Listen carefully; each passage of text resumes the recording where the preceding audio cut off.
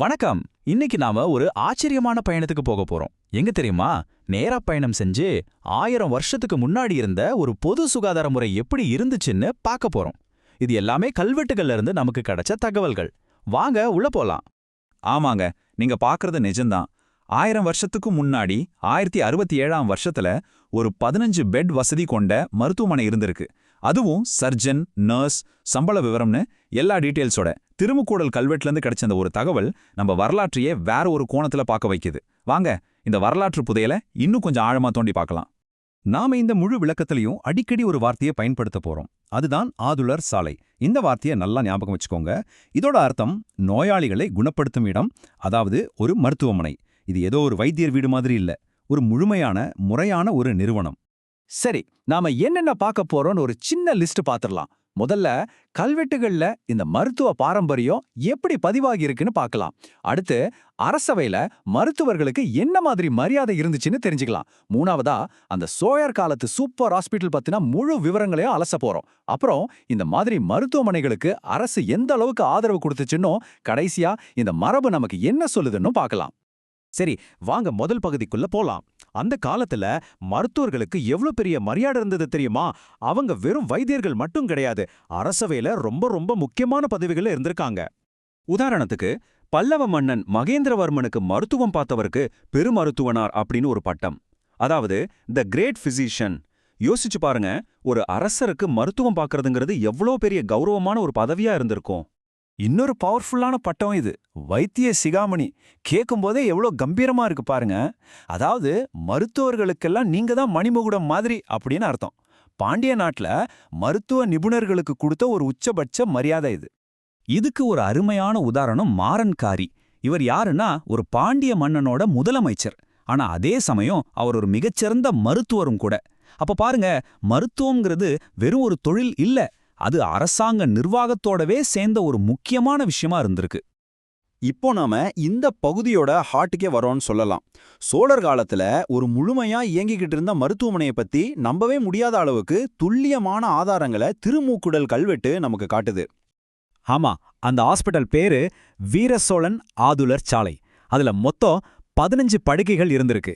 இது ஏதோ சும்மா மருந்து கொடுக்குற இடம் இல்ல, நோயாளிகளை அட்மிட் பண்ணி அவங்க தங்கி இருந்து சிகிச்சை எடுக்கிற ஒரு பக்கா முழு நேர மருத்துவமனை. அட்டேங்கப்பா, இந்த லிஸ்ட்டை பார்த்தா தலை சுத்துதுங்க. ஒரு ஜெனரல் பிசிஷியன், ஒரு சர்ஜன், மருந்து கலக்க 2 பேர், நோயாளிகளை பார்த்துக்க 2 நர்ஸு, ஏன் சின்ன சின்ன காயங்களுக்கு கட்டு போட ஒரு முடி திருத்துனர் கூட இருந்திருக்காரு.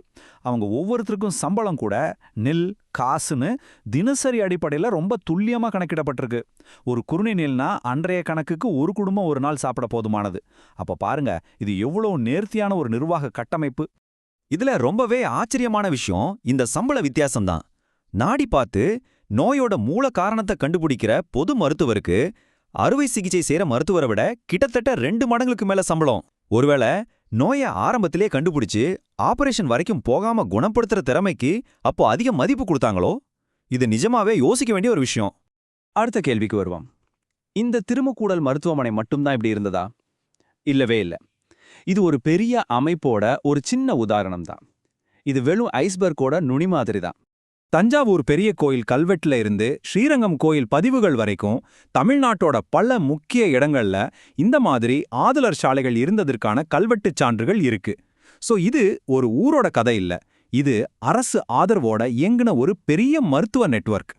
சரி, இவ்ளோ பெரிய மருத்துவமனைகளுக்கெல்லாம் ஃபண்ட் எங்க இருந்து வந்துச்சு?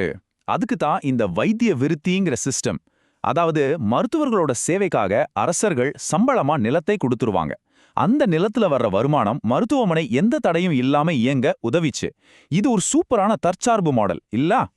இதுல இன்னொரு சுவாரஸ்யமான விஷயம் என்னன்னா, அரச குடும்ப பெண்களோட பங்களிப்பு. மாமன்னன் ராஜராஜ சோழனோட அக்கா குந்தவை பிராட்டியார் தன்னோட தந்தை பேர்ல தஞ்சாவூர்ல ஒரு ஆதுலர் சாலையை கட்டி அதோட செலவுக்காக ஒரு கிராமத்தையே தானமா கொடுத்திருக்காங்க. நினைச்சு பாருங்க. சரி, இவ்ளோ நேரம் நாம பார்த்த விஷயங்கள்ல இருந்து இந்த பழங்கால மருத்துவ முறை பற்றி என்ன தெரிஞ்சுக்கிறோம்? வாங்க அத சுருக்கமா முக்கியமான பாயிண்ட்ஸா பார்க்கலாம். மொத்தத்துல 4 முக்கியமான விஷயங்கள். 1, இதெல்லாம் ஒரு முறையான இன்ஸ்டிடியூஷன்ஸ், அதாவது ஒரு அமைப்பு. 2, ஒவ்வொரு வேலைக்கும் தனித்தனி ஆட்கள், அதாவது ஸ்பெஷலைசேஷன். 3, அரசாங்கமும் கோயிலும் சேர்ந்து தான் இதுக்கு ஃபண்ட் பண்ணியிருக்கு. 4, மருத்துவம், கோயில், கல்வி எல்லாம் ஒன்னோட ஒண்ணு இணைஞ்சிருந்தது. அதாவது ஆரோக்கியம்ங்கிறது உடம்புக்கு மட்டும் இல்ல, மனசுக்கும் அறிவுக்கும் சேர்த்தே பார்க்கப்பட்டது. இதுக்கு ஒரு பெஸ்ட் உதாரணம் ஸ்ரீரங்கம் கோயில். அங்க இருந்த மருத்துவமனையில மருத்துவ கடவுளான தன்வந்தரிக்கே ஒரு சன்னதி இருந்திருக்கு. பாருங்க, நம்பிக்கை, மருத்துவம், சமூகம் எல்லாம் எப்படி ஒன்னோட ஒண்ணு பின்னி பிணைஞ்சிருக்குன்னு. 1000 வருஷத்துக்கு முன்னாடி நம்ம முன்னோர்கள் மக்களோட ஆரோக்கியத்தை ஒரு அரசாங்கத்தோட கடமையா நினைச்சு இவ்வளவு சிறப்பான ஒரு பொது சுகாதார அமைப்பை உருவாக்கி இருக்காங்க. இன்னைக்கு நாம பப்ளிக் ஹெல்த் கேர் பத்தி பேசும்போது இந்த 1000 வருஷ பழமையான மாடல்ல இருந்து கத்துக்க நமக்கு நிறைய விஷயங்கள் இருக்கு இல்லையா? இத பத்தி கொஞ்சம் யோசிச்சு பாருங்க.